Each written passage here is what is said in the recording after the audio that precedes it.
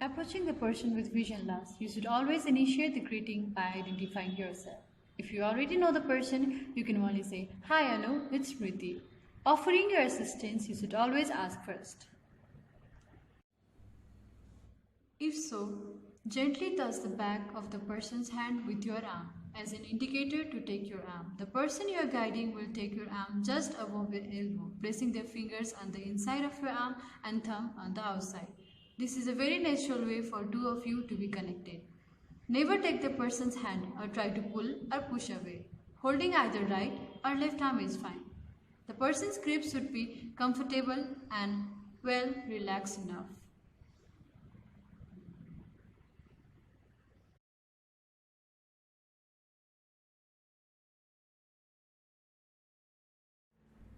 If the guide is short, the guide should place the visually impaired person's hand on his or her shoulder and continue marching forward as a basic sighted guide technique. The person you are guiding should always be at your side a half step behind of you. Do not be too far apart.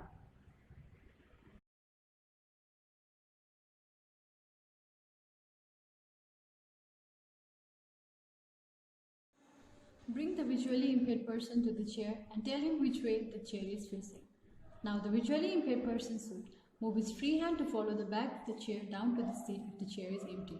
Turn around so that his legs are touching the front of the chair and sit down. While approaching the narrow space, the guide should move his guiding elbow towards the midline of his back. Extend his arm and move sideways so that the visually impaired person is directly behind the guide. After a narrow space is over, both should return to the normal sighted guide technique.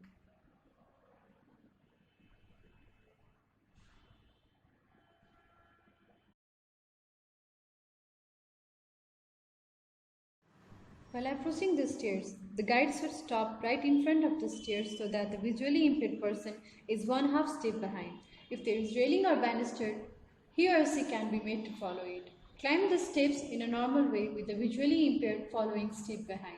Both should lift their weight forward by leaning towards.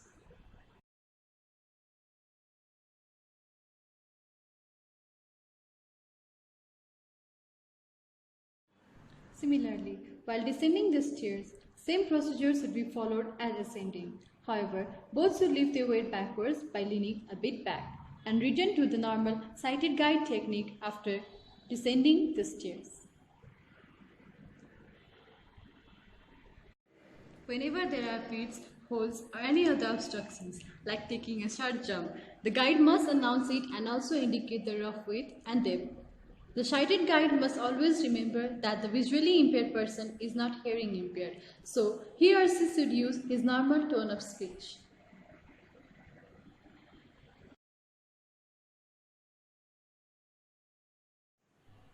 A visually impaired may require assistance of a sighted guide while crossing a busy road and moving in a less familiar environment. A sighted person should always know how to guide a companion in various circumstances. While approaching a doorway, the guide should tell the visually impaired person which way the door opens. Open the door with a free hand and transfer the handle to the hand of the guiding arm. Transfer the handle to visually impaired person, who in turn pulls it to enable the guide to proceed. Take a hold of the hand on the opposite side of the door to enable the visually impaired person to pass through.